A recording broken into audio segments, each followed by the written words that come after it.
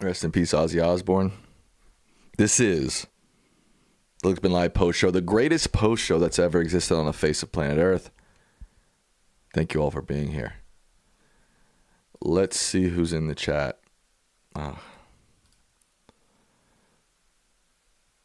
TNT needs a logo, not just a slogan. That's a good idea. Patricia says, good episode. Thank you. Suzanne AP is here. If you're not the one doing the elbowing, then you'll be elbowed. Maybe that's some kind of philosophy. Maybe. BJM is here. Trolls is here. Does your dad watch Jubilee videos? No. It's funny because I feel like my dad basically is like just discovering YouTube.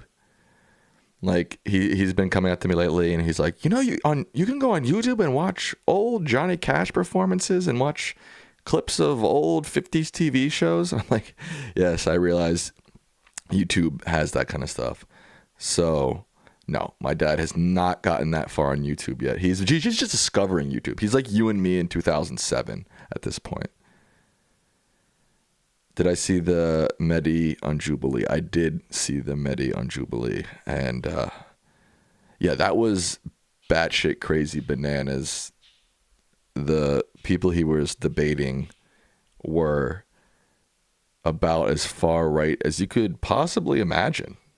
Period. On planet Earth. Jay Vargas says, your dad is a gem. You're right, he is a gem.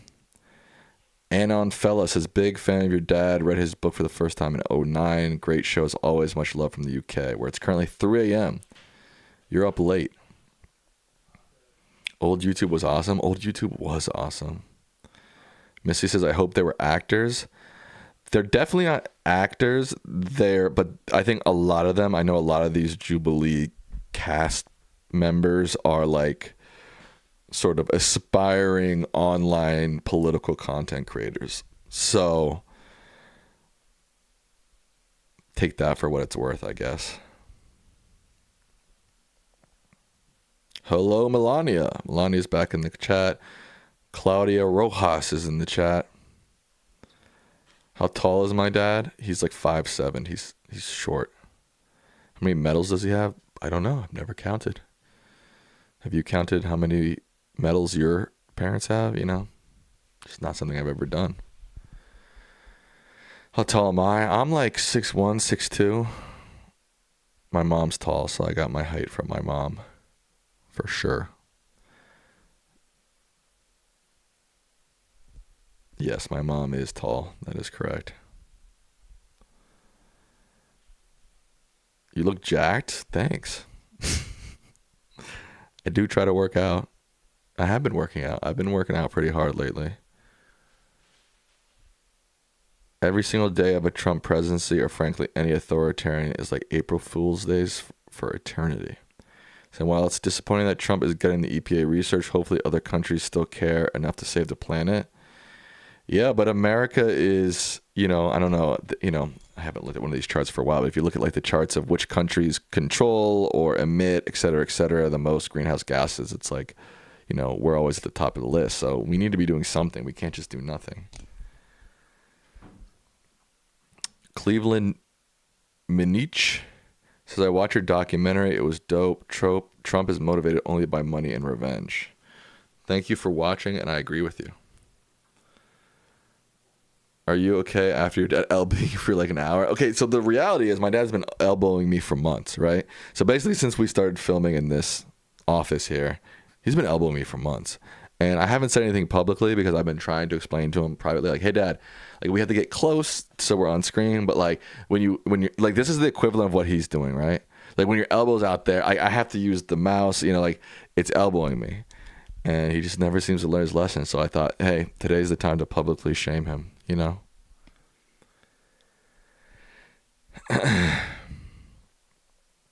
Did you guys talk about the AI video from Trump? Yeah, sort of. I mean, we didn't talk directly about the video, but we talked about all that stuff coming from Tulsi Gabbard, et cetera, et cetera. You stood up for yourself? Thanks, trolls. Thoughts on Joe Rogan endorsing a Texas Dem for president?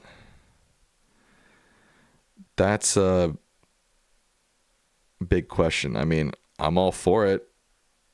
Generally speaking, I don't really put much credence into Joe Rogan's political takes, but it seems like for whatever reason, a lot of people do. So if he's endorsing a Dem in Texas who seems to be standing up for ideologies that I agree with, great. The Lichtman Live Discord is being run by a MAGA freak. I keep hearing that like every live chat, so I got to check in with some of our people behind the scenes on that. Jason says, R.I.P. Ozzy. When Trump used the song Crazy Train to blast Democrats in a 2019 video on social media, the Osbournes asked him to stop. Heck yeah. Yeah, Ozzy was a legend for sure. You know, I'm going to be honest with you. I don't think my dad is probably the biggest Ozzy Osbourne fan. Medi on Jubilee was wild. Yeah, it was nuts. A now former member of the Discord got doxxed by the admin. Oh, God. Is that true?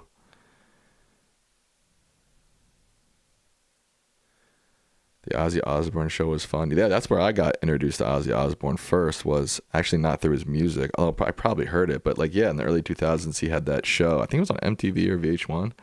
I used to watch that show. And then, you know, as an adult, came to respect his music more.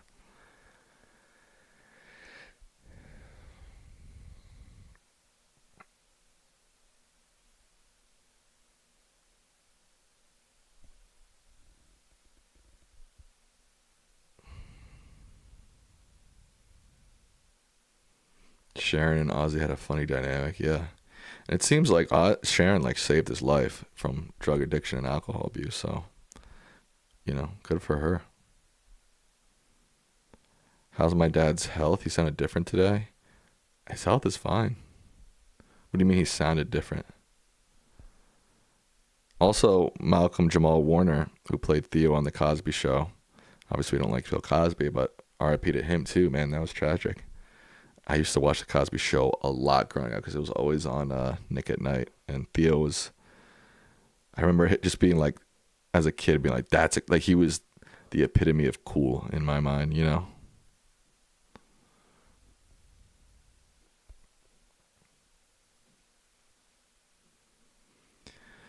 Okay, so Savannah, as Allan Lichtman, is in the chat saying, can you please send proof of this to the channel's email so that I can look into this?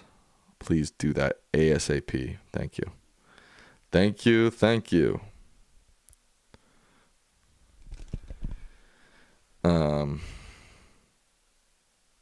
Interestingly enough, you know, I've watched Jubilee over time a lot. But the last couple of days, honestly, maybe in the last week or two, I've really started. I don't know why.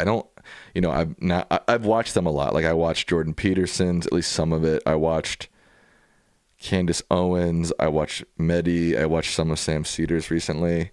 So I've really got sucked into those Jubilee videos. But I think as I've come out recently, I'm like, these are not healthy to watch, and I don't think they are really positive for public discourse.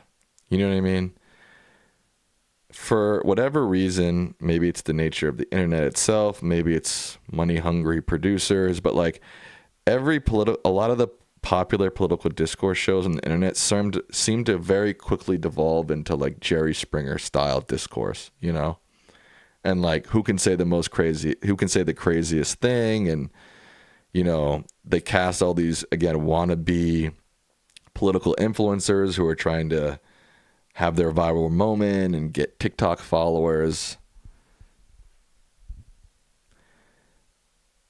I am sort of craving some real discourse online, which is seemingly harder and harder to come by. And of course, the people they pick too, like, you know, they pick folks like Ben Shapiro and Candace Owens. Candace is a little bit more fringe, but I'm just saying they're picking very fringe people to put on as the main people as well, which is sort of disappointing. But again, that's the thing. You know, they get their viral moments, they get their clicks, and that's what they seem to want. I would like to, honestly, on my dad's channel, I would like to start hosting some debates. I think that would be fun, but it's easier said than done. I know I've talked to Savannah about it. I'm not sure if we've ever made progress on that, but I think I would like that. You all would like that, etc., etc. Me versus Charlie Kirk. I would wipe the floor with Charlie Kirk. Here's the other issues. No one wants to debate me. I'm some dude who has 9,000 subscribers. So it's like you have to reach this threshold to be like one of these people picked, right? You have to reach this status online, right? You have to be a Candace Owens or a Kirk or a Shapiro before they'll even look at you.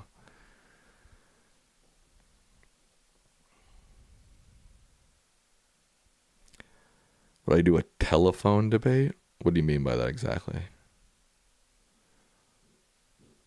Like somebody calls in? I don't know. It's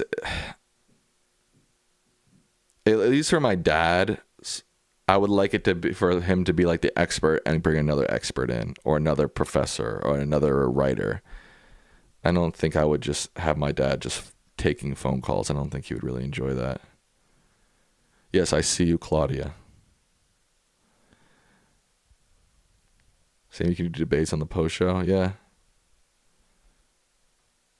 Sam, imagine 9,000 people in a room. That's how many subs you have here. Yeah, I get that. And I'm not, let me be clear. I am grateful for every sub. I'm just saying, like, when people come into the chat and like, you should do this, you should do that, you should debate this, it's like, no one's going to give me the time of day because I don't have any real social presence, you know? I'm not saying I am grateful for the 9,000, and that means a lot to me. I'm just saying, like, no, Charlie Kirk is not going to debate me because who am I? You know, Jubilee's not going to spend any time on me. And, like, I don't even know if I'd want to, that's my point, too. I don't even know if I want to debate people like that. Because it seems like, you'll just engage in a bad faith debate that devolves into a Jerry Springer episode. Can't you say you're Allan's son? Then they'll be like, oh, can we get Allan? Honestly, that's happened before. I mean, they're not that explicit about that, but, you know, the vibe is like, yeah, we want Allan. Like, why would they want me over Allan, you know? Yes, Kev, I did watch the Jubilee on Medi. Don't be late next time, bro. We had a whole conversation. We were talking about it. We were still talking about it, actually.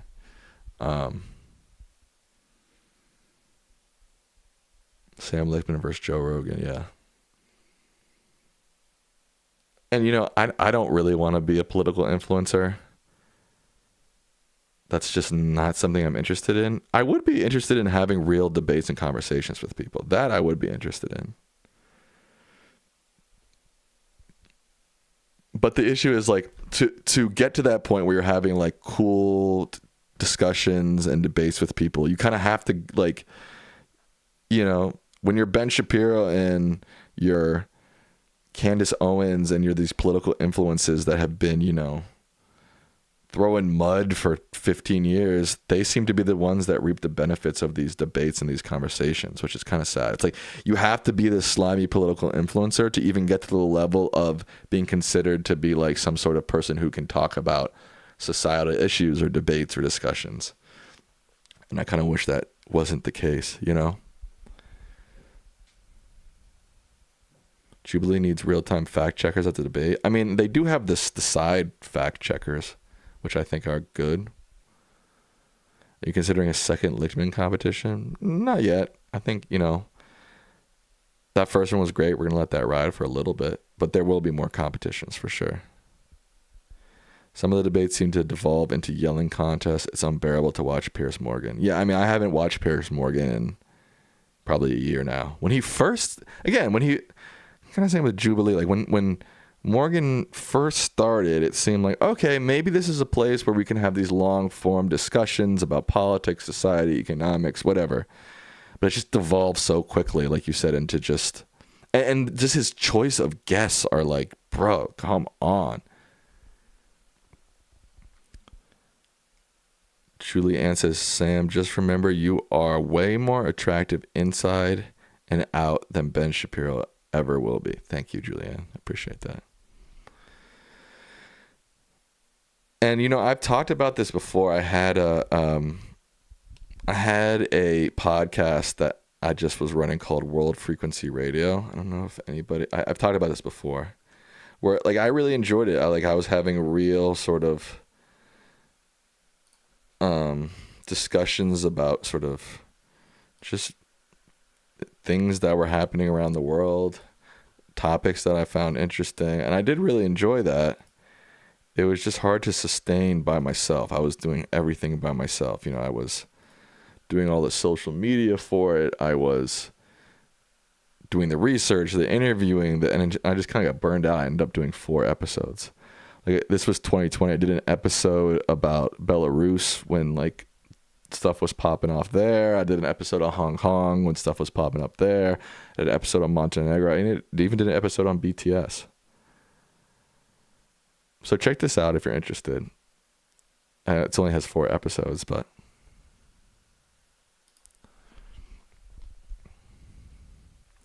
what are you going to do when it turns out Allan predicted correctly the election? The truth always comes out. I just feel like the chances of that happening, Kev, are so low. Like, I don't know. I don't know if that's true or not. If it is true, that's a bit, you know, there's like 50-50 chance that that's not even true, right? If it is true, the chance of like the evidence being strong enough, the sort of quote unquote prosecution of it being strong enough, and like it feels sort of like a long shot, you know?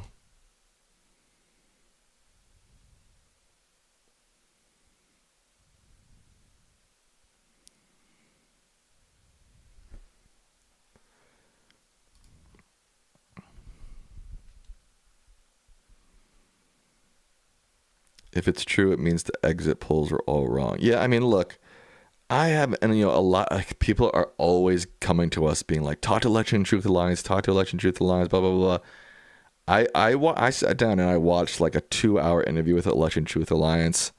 Nothing that they said seemed like even, you know, not only a smoking gun, it didn't even really feel like smoke. I mean, a lot of the stuff they said was pretty like crazy, but it didn't necessarily prove that the election was stolen necessarily. And I don't know, I just haven't seen anything that has really made me go, oh, you know what I mean? So I wouldn't count on that ever happening. Abe says, I still have nightmares about that night. I have nightmares now because of that night, if that makes sense. Freddie says, we will never know the truth. It was done so that all the evidence was destroyed. I don't know. Maybe so. Well, like you said, I don't think we'll never know.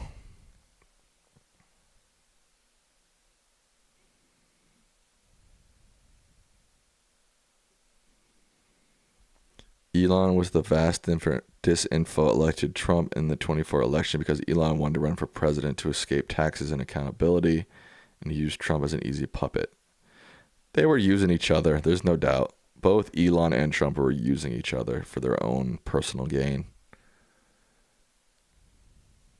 Blaze says, Trump lost in 2020, Harris lost in 24. There was no rigged elections. That's sort of the boat I'm on. Sam, what is going on in Texas is not good. Yeah, I haven't really followed it that closely. Are you preparing for a potential hurricane in D.C.? When is that happening?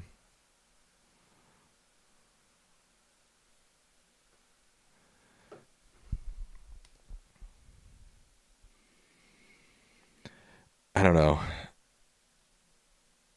There's just so much bad stuff happening, you know, it's hard for me to keep up. And, you know, it's like, hey, are you up on the gerrymandering stuff in Texas? It's like, honestly, I'm not.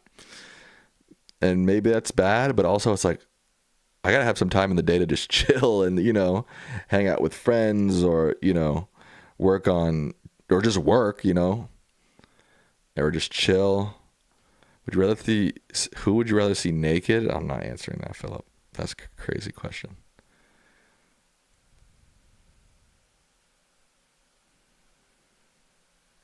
There's too much. It's overwhelming. Yeah. And we all need to we all need to live our normal lives, spend time with our kids or our parents or our friends, you know. I was thinking about going live this weekend. I didn't, just because I was just hanging out with friends, and that's just such an important part of life. It's hard to be, and again, there's just so much bad stuff happening. It's hard to be up on everything. And it's like, at a certain point, it's like, okay, so there's a gerrymander in Texas. I'm not going to be able to do jack shit about that, So it's like, how much time and energy am I put into a topic that I have? One, I don't live in the state. Two, I'm not familiar generally with the state's politics,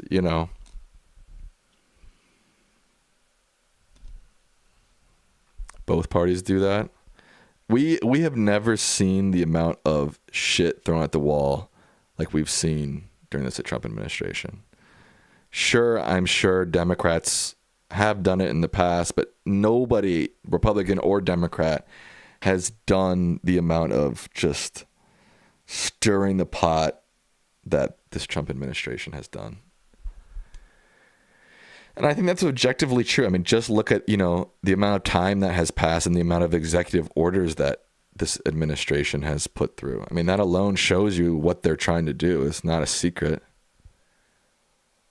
Dems should learn how to gerrymander as bad as MAGA. We always play too much defense. I don't know. I don't think the solution to a problem is the Democrats just copy pasting that bad act. And look, there's evidence in California and Maryland, 2 states that I've lived, that Dems do it too. Again, not to the degree that Republicans do it.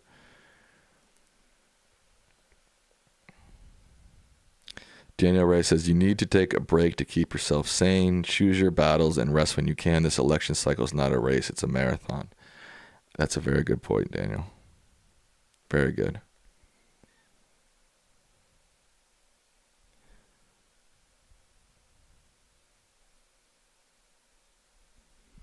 Second, Magenta said, we're already 12% of the way through the term. I actually think we've survived pretty well.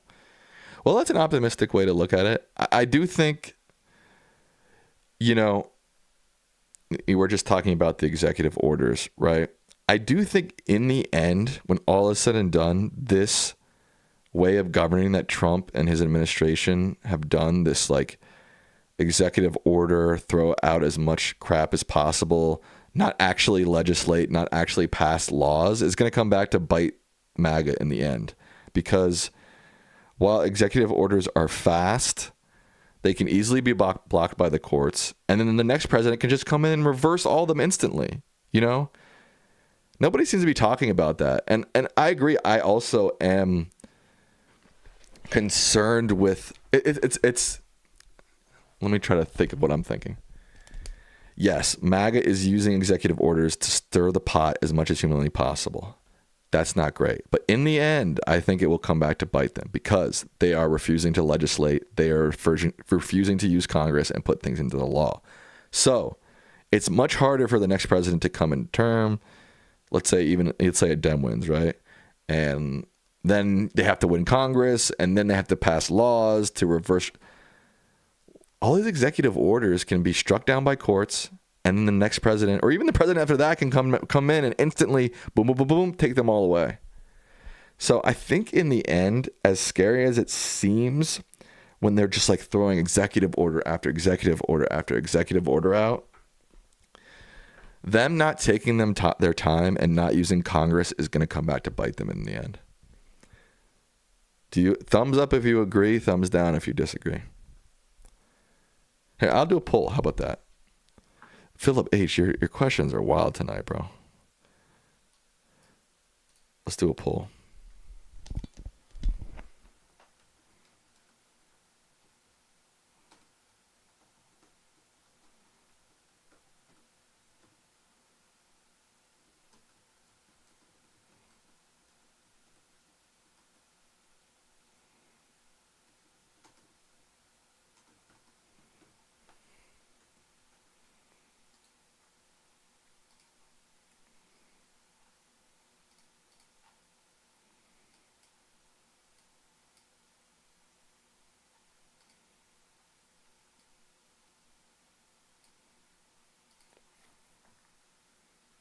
All right, polls up.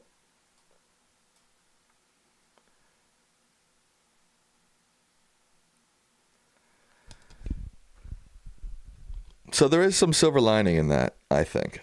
That essentially the laziness and the authoritarian style of this administration, if our democratic values hold up, will come back to bite all their entire agenda, essentially.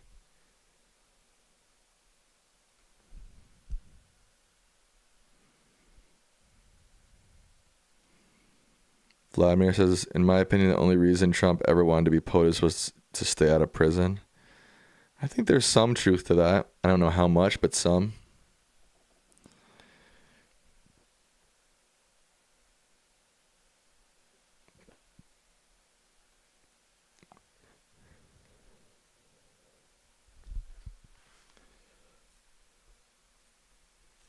It's always so hot in here.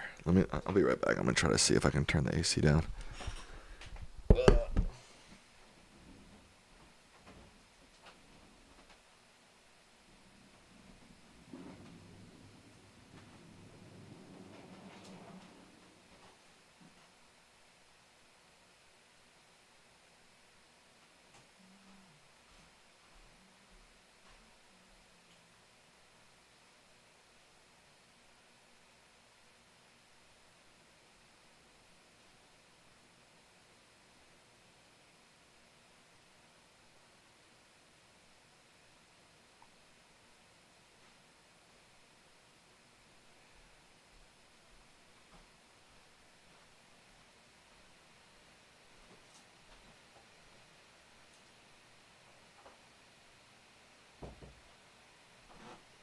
I'm back.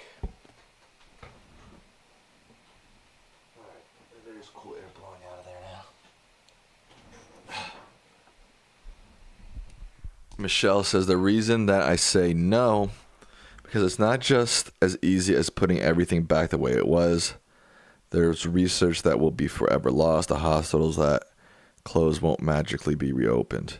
Yeah, I think that's a fair point. You do raise a good point. But I think it's safer than him actually using Congress to put these things into law, you know.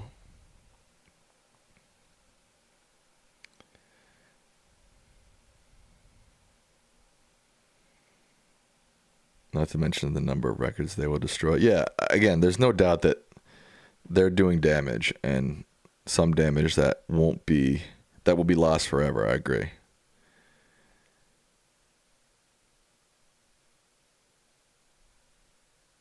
But I do think in the long run, if Americans make the right choice in 26 and 28, we can recover.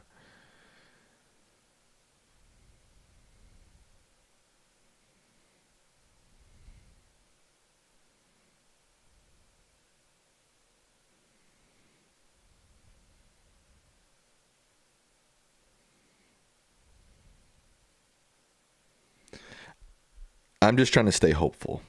I'm not, to be clear, I'm not, being like, everything's fine, guys, don't worry. I'm trying to look at the silver linings of all this. Trump was elected twice. America's not good at choices. I agree with you.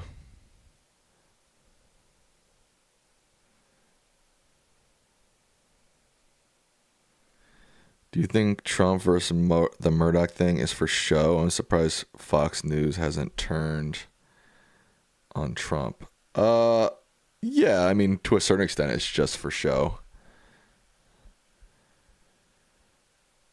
But I also think Trump seriously wants to sue the Wall Street Journal. I don't think behind the scenes he's like, it's not a big deal. I think he's like, fuck them, I've said this before. I think all this Epstein stuff is a big distraction from real problems facing Americans. So it's all part of the distraction, however you want to look at it.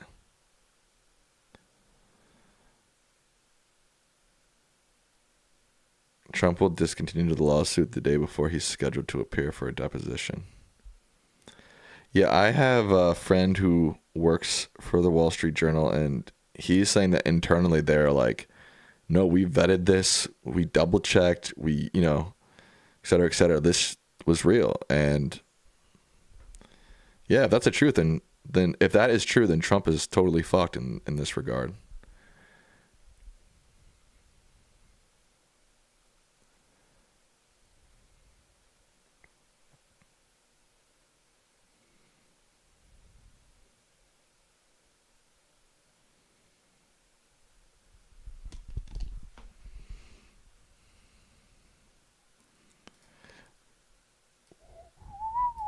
Only 56 likes, guys. Let's get those likes up. Philip H says, no way Murdoch didn't sign off on this story before it was released. No way, meaning it's real. Yeah, if you were to ask me just to predict, I feel pretty certain that it's real. And it's really hard to sue for libel, right? Like that's not I know it's different state by state, and I guess this is New York, so I know it's like easier or harder in some states, right? But generally speaking, I'm pretty sure it's hard to sue for libel. And yeah, if that letter's real, Trump's got nothing to stand on, literally nothing. It'll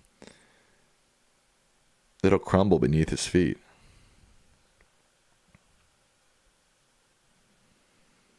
AD Mars says, I support Vance in 28, but I like your dad's show. Well, thanks for liking our show. Well, I'm curious, AD, why exactly do you support Vance?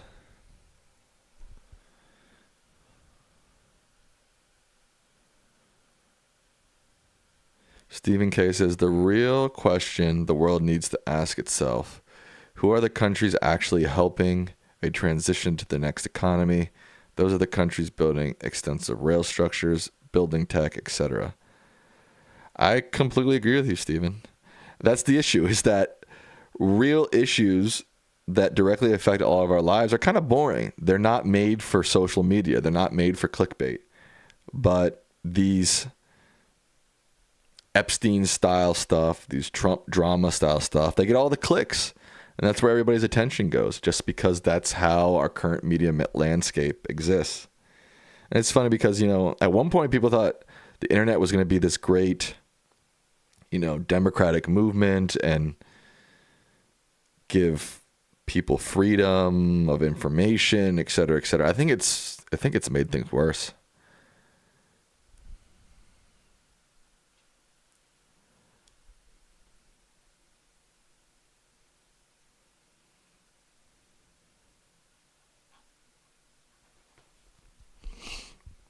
And it's interesting because I remember in grad school, I had to do this report on this piece by this very early internet theorist.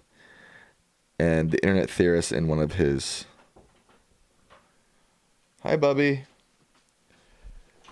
And this was like 2015, like right before the election.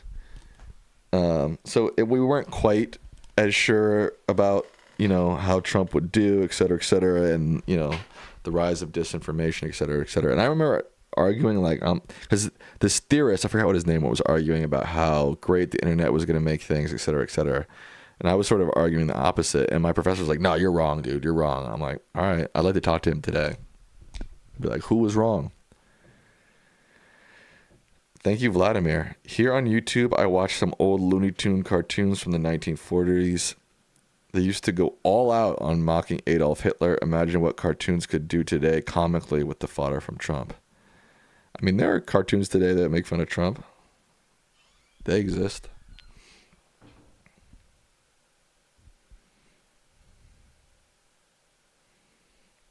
I'm all for more of it.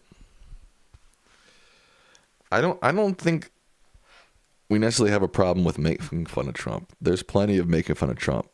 I think the main problem is that there's too many people that believe, I don't even know what they believe. There's too many people that are buying into a lot of the crazy stuff they're reading online. Well, thank you, Philip, for that donation. I appreciate that. People are fighting for the number one top fan. Wait, it says that. No, Philip H is number 1 now.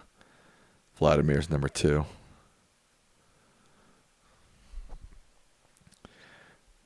I think for Trump to succeed in his lawsuit, either the Wall Street Journal would have to know that Trump didn't write the note, or they would be recklessly indifferent about whether their story is true or false. Right, which is really hard to prove.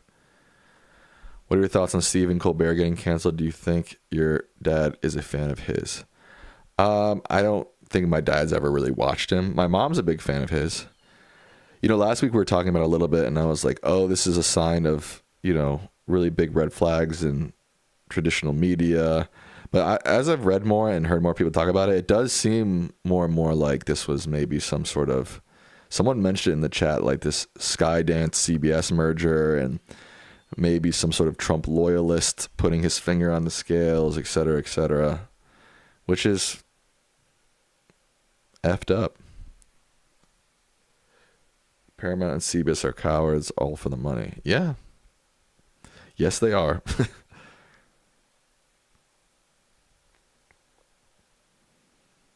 We should all boycott Paramount and CBS. I don't really watch either. I don't have Paramount Plus. I do like Survivor, though. But there's no Survivor season right now, so technically I can't be boycotting.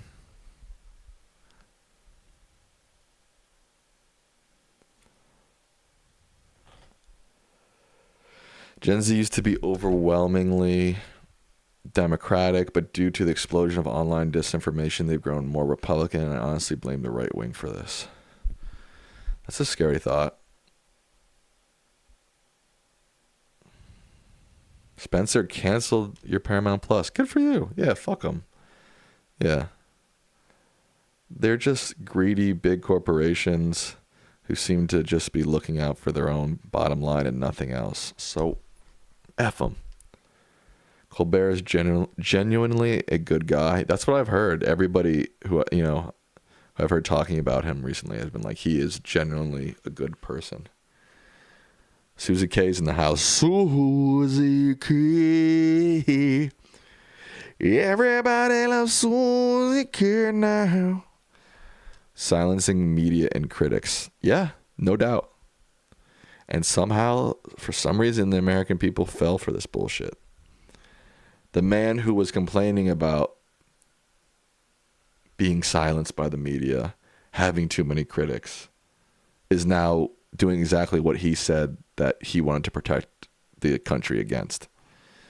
If you fell for that, that's sad. Like, I know there's been all this discussion, a lot of discussion about this guy, Andrew Schulz, this comedian podcaster who came out and was like, I didn't vote for the, he gave Trump this big platform on his podcast. He was glazing him up before the election. And now, now that it's real, he's like, I didn't vote for that. It's like bull crap, bro. If you fell for that, if you took Trump at his word for all that crap, oh, no more wars, oh, I'm a First Amendment advocate, then you're just gullible. I'm sorry.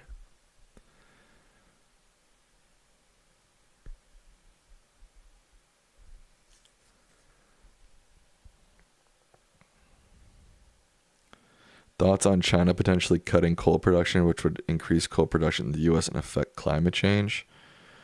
I don't know a lot about that. I mean, it feels like China ending coal production would be good, but I don't know.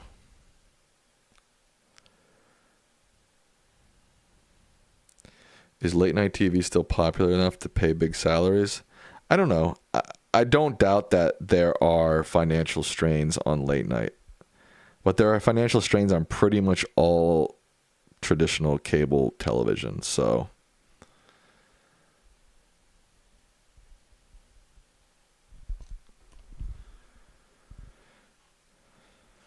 Laura says people are super gullible. My coworkers all believe him. It's nuts. Yeah, I don't get it. Like, this Andrew Schulz guy. It's like, bro, if you would have done, 20 minutes of research into Trump himself, even his past presidency, he's like, he gave this big he's giving these big tax breaks for rich people. I didn't vote for that. It's like, He did the exact same thing in his first term. 4 seconds of research would have told you that, bro. Don't give me this like clutching your purse. Oh my God, I'm so shocked by what Trump is doing. Like, don't blame me for voting for him because I'm shocked. It's like, give me a break, bro. Trump showed us who he was the first time. Exactly. He's shown us who he is this whole life.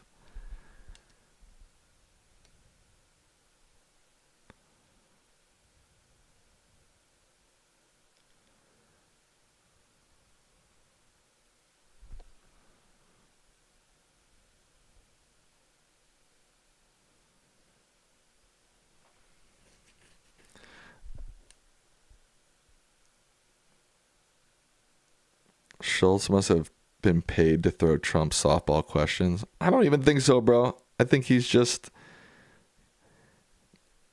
a comedian who wants to be able to have influence, have power without doing any of the hard work that should be done when you have that much influence and power. I think it comes down to that.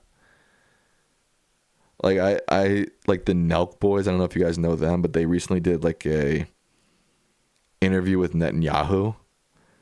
And if you know the Nelk boys, they're essentially a frat boy channel. They do have a podcast where they've interviewed some pretty big names, but mostly on the far right. I mean, they've interviewed Donald Trump too.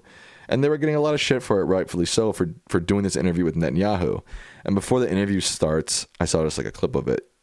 They're like hedging their bets. They're being like, I can't believe we're idiots. Like, I can't believe we're getting the opportunity to interview Netanyahu. Wow, we're such idiots. Ha ha. Like, they're totally hedging their bets, right?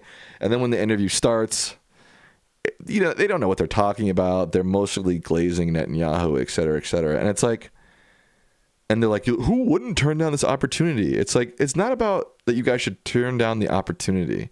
And it's not that Andrew Schultz necessarily shouldn't have Trump on his podcast. It's like, if you have that much power and influence, you should be putting in the time and effort and the work to make sure that when you sit down with these world leaders, you're not just some glazing idiot who doesn't know what they're talking about. Like, put in the work. For whatever reason, people make these people popular, the Nelk boys, Andrew Schultz, and these guys don't put any, I'm not saying they're not hard workers. I'm sure, like, even the Nelk boys putting on pranks is hard. Andrew Schultz touring the world doing comedy, that's all hard, right? But when those opportunities present new opportunities, like the opportunity to interview Trump or talk publicly about who you're voting for when you have that much power, or interview Netanyahu, it's like, put in the work, guys. Do some research. Be thoughtful about these interviews. Don't just go in and be like, oh, I'm going to be like Joe Rogan and I'm just such a good conversationalist. I'm just going to talk from the top of my head. It's like, how much damage are we going to have to witness from these guys before we hold their feet to the fire and be like, either stop watching them or just watch the content, again, that they are putting in the work for. Andrew Schultz is a comedian, watches comedy. The Nelk boys are prankster frat boys, but it's like, why are we giving all this power to these people who aren't putting in the proper work to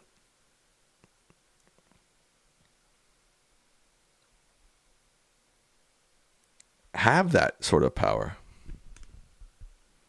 That's not the right word. Like, I can't think of the right word I'm looking for. But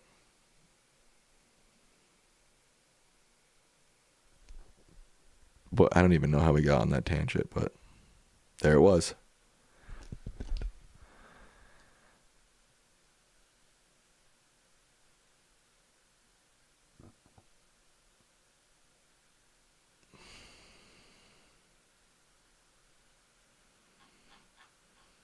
Nora says, agree. Thank you, Nora.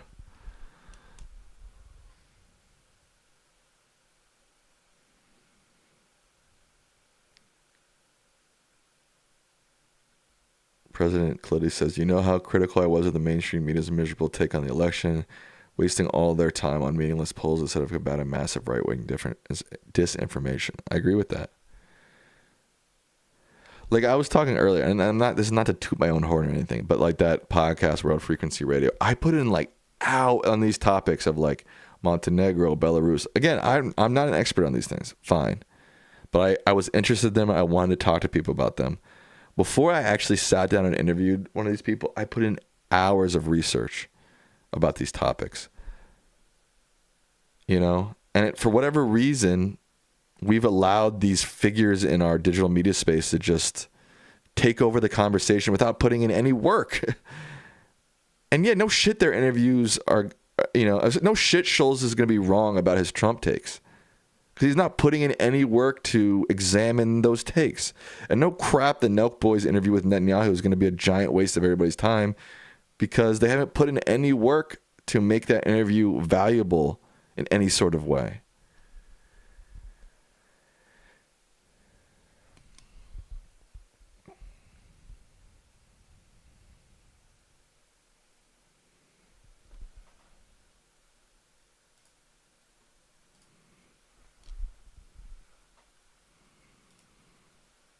I want to give a quick shout out to the donators here. Again, Spencer, Arno, Philip H, Vladimir, 80 Mart, and another 2 from Philip H. I just want to thank you guys for your donations because it helps a lot. Will Trump's executive order strategy come back to bite the GOP and MAGA? Our poll, 75% say yes. So most people agree with me, but I saw some people make some good points.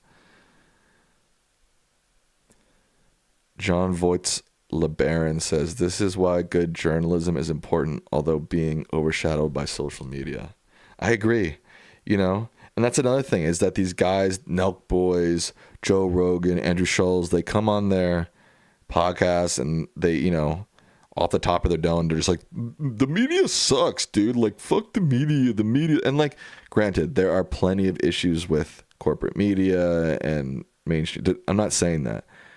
But they do so much damage to traditional media outlets that it begins to damage the actual good journalism happening inside of these outlets. And people, for whatever reason, trust Joe Rogan and Andrew Schulz, again, who have basically done no work to gain their to construct their perspective. And by default, again, there's ramifications to all this. A reporter with Politico or The Economist or the New York Times, like I've worked in journalism. I've witnessed good journalists. I mean, they put in hours and hours of time and energy to make sure that what they're saying, what they're reporting is accurate, is fair and balanced, et cetera, et cetera. But for whatever reason, most Americans seem to be rejecting these good journalists who are putting in hours of work and accepting the perspective of these guys who just sit there and talk off the top of their head. It's sad to see. What is it you want to do, Sam? Your dream job? I'm trying to figure that out still. I'm in the process of trying to figure that out. I don't really know yet. I should get to it though, because I'm already 30 plus years old. But what are you gonna do?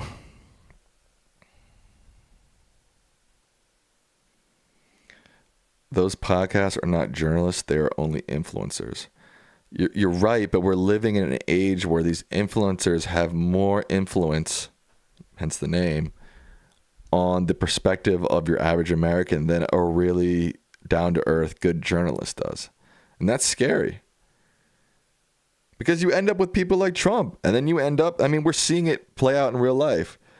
People like Joe Rogan, Logan Paul, Jake Paul, Andrew Schulz. Joe Rogan, the Logan brothers. They went to the Trump inauguration, and now they're all clutching their pearls. They're shocked. Like that whole timeline proves my exact point. Is like they're just talking off the top of their heads. They're not putting in the work to do real down and dirty research to understand the full perspective of all these issues. And when all these terrible things are coming to light, now they're backtracking. That's going to happen 10 times out of 10 when you take the route that these influencers are taking, which is glaze up these people, spend almost no time trying to analyze what is happening at the base of a lot of these issues, a lot of what Trump is saying. And of course, when reality strikes, now they're shocked. Of course they're shocked because you didn't do the work. You didn't put in the work. Thank you, Susie.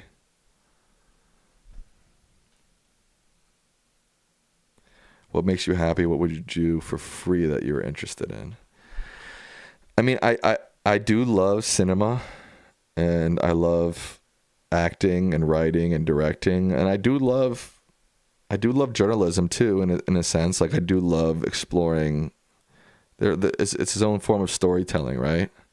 And I do love discussing real stuff and having real sort of thought-provoking conversations about what's happening in our economy and our society and geopolitics, et cetera, et cetera. Why not make a political documentary? I did with DW.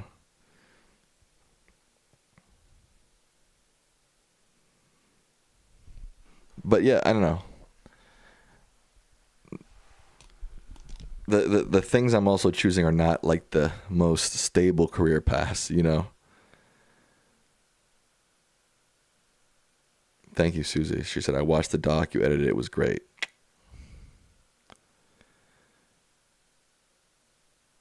Thank you. Laura says, good journalism is often nuanced and influencers just go off with clickbait. No doubt. Candy Sig Addict says, Susie K says, I don't believe they were shocked. They're actually shocked. Candy Sig Addict says, I honestly feel like it's all an act.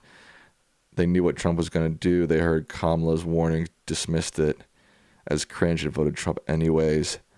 They didn't have to do any work at all. Interesting perspective. Vladimir says, we share similar struggles. Sam, I spent 20 years wanting to get into animation in Hollywood up until that place went south. Yeah, Hollywood's in trouble, for real. That's an interesting point, that, you know, the idea that they're shocked is an act, and, you know, you don't believe that they're shocked. I kind of do, because again, you can see this all playing out. It makes the most sense. They don't put in the work. They use all their time and influence to blabble off the top of their head. They didn't. If they would have done the time and research, they would have realized that a lot of what they were saying was BS. And now that it's coming to light, they're shocked because they didn't put in any time or effort to actually figure out what was going on. So of course they're shocked. Thanks, Spencer. Trump's message was much more powerful, tragically. You're right, Bonnie. And that's Bonnie who came up with the winning message. So she knows what she's talking about.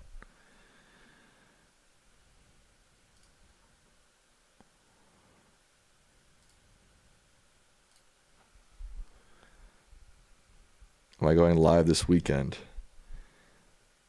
Probably. Let's see what's going on this weekend. I'll try to. I'll definitely try to. Sometime either this week or this weekend.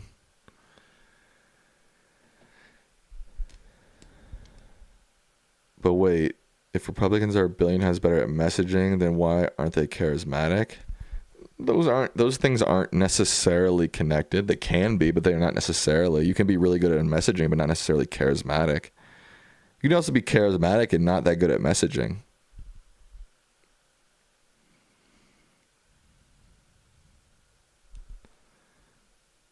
Play Spider-Man? I haven't played Spider-Man in a while. I still haven't even beaten Miles Morales yet.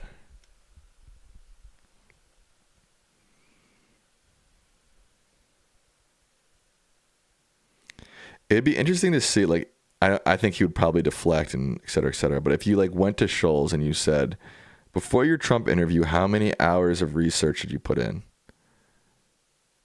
And my guess is 0.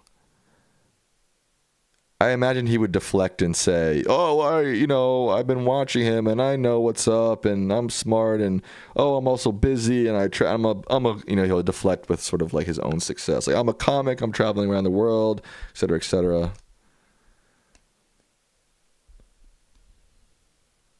But I bet it's 0.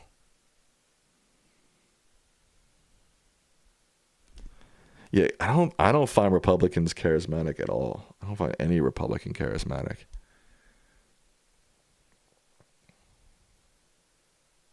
Republicans exploit the culture war to cover up for their lack of charisma. That is true, brass man. That is true. Who's going to run in 28? I think I get that question every 10 minutes.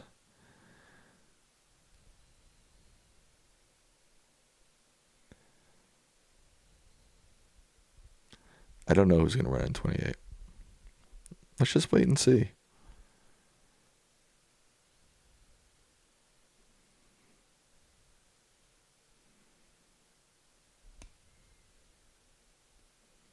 It looks like Hunter Biden is thinking of throwing his hat in. Is that true? Don't, Hunter, don't.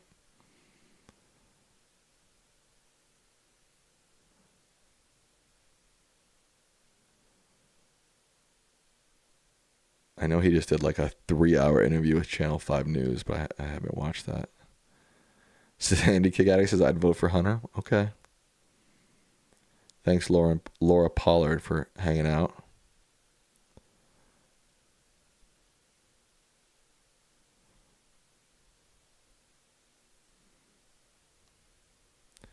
In that interview, Hunter made oblique references to what he would do as president. Hunter, just don't. Go live your life. Enjoy your family. You know what I mean? I don't think he would be successful anyways, but...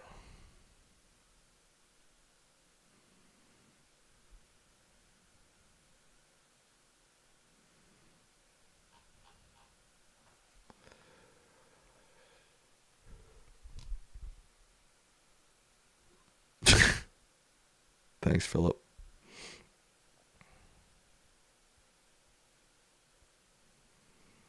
There are some parallels between Hunter Biden and Trump. There's no doubt.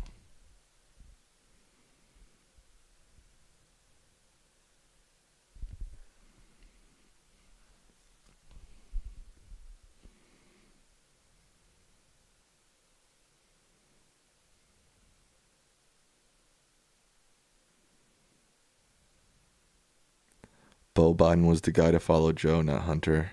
Yeah, unfortunately, it did seem like that was sort of the path laid out.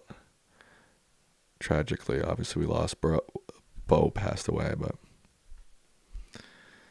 sucks.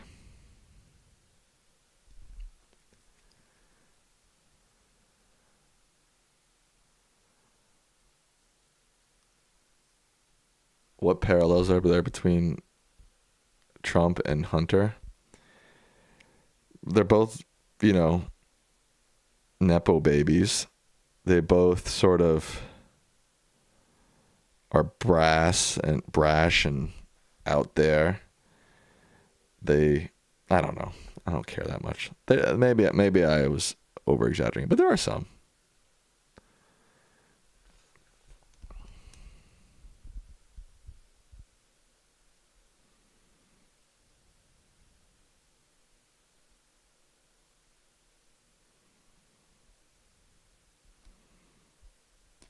I don't have the energy to go through for my brain at 11:10 in the evening to think of the parallels between Hunter Biden and Trump.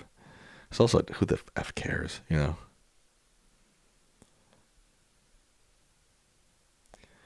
We don't need political dynasties. None of them have done us any good. I agree with that.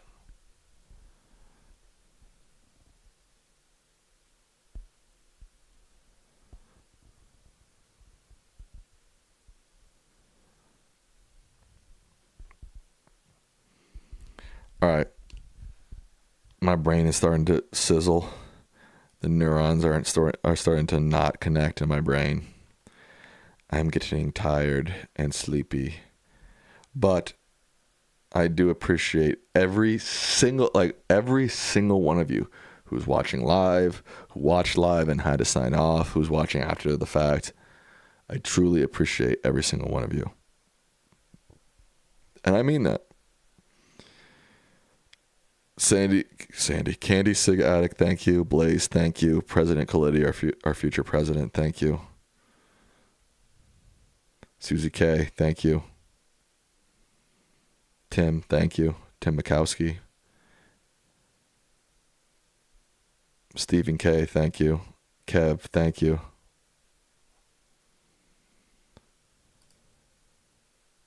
John Voight's LeBaron, thank you. Susie Garcia, thank you.